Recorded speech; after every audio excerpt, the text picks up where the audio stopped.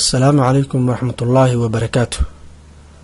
wadamada ugu waxbarashada fiican caalamka maanta dawlado badan waxay xoog saareen dhanka waxbarashada waxayna ku bixiyaan lacag badan si ay u horumariyaan aqoonta iyo garaadka una helaan tiro badan oo aqoon-yahano ah. marka horumar laga sameeyo dhanka waxbarashada waxaa sidoo kale horumaraya dhaqaalaha, umuuraha bulshada, siyaasadda iyo wixii kale lamid ah. haddaba dawladahani waa kuwa ugu horeeya dhanka waxbarashada caalamka. nambarka koobaad, Finland.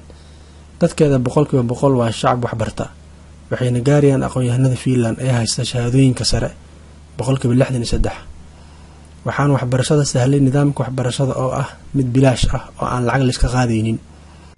nambarka labaad, Canada. waxaa lagu qiyaasaa dadka haysta shahaadooyinka sare 51%.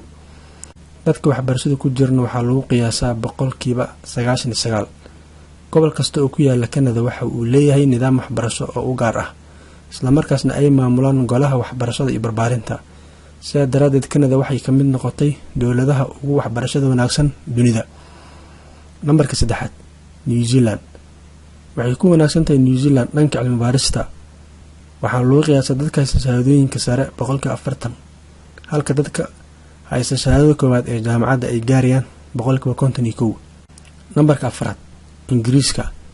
37% dadweynaha Ingiriiska waxay haystaan shahaadooyin sare.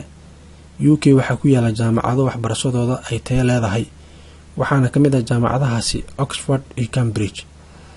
nambarka shanaad, Norway. wadankan wuxuu ka mid yahay dawladaha qarashka badan ku bixiya waxbarashada. 37% shacabka Norway waxay haystaan shahaadooyin sare, halka 41% ay haystaan shahaadada koowaad ee jaamacadda. sidaa daraadeed Norway waxaa lagu tiriyaa wadamada dhanka waxbarashada horumar weyn ka sameeyay. nambarka lixaad, Australia. 39% shacabka Australia waxay haystaan shahaadooyin sare, halka 59 ay haystaan shahaadada koowaad ee jaamacadda. sidaa daraadeed Australia waxaa lagu tiriyaa mid ka mid ah dawladaha waxbarashada heer sare ka gaaray. fadlan haddaad nagu cusub tahay kanaalka subscribe saar.